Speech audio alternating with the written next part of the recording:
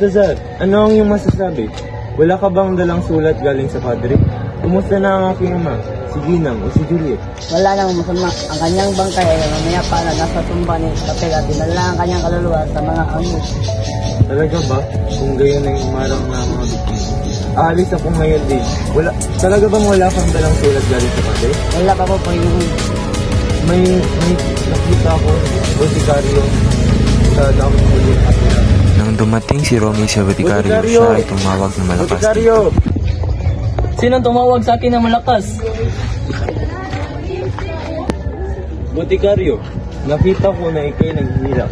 Ito ang 40 dukado. Bigyan mo ako ng lason, hindi ka na mabubuhay. Mayroon akong lason. Ngunit parusa ng batas ay kamatayan kapag ito ay malaman. Tanan na padre yung pansistano. Okay ko. Sino na dala ng sulat ko para karoon mo?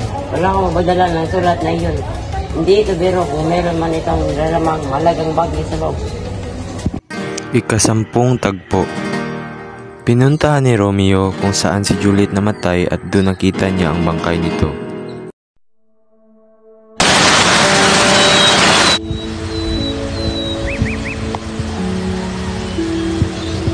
O mahal ko o asawa ko, ang kamatayan ang humigog sa pagitan ng iyong hininga. Sa takot na ito na nga, ako'y titigil na sa iyong tingin. Dito na ako tatanan kasama ng mga uod na iyong usisan.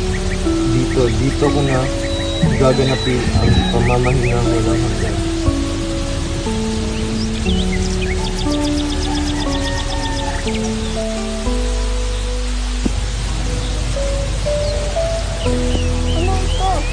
Lason, nakita ko ang sanhin ng kanyang pagkamatay.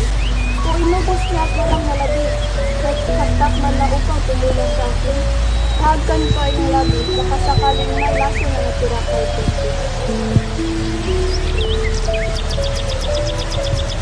O mabuting balaraw, bayaan mo ang puso ko.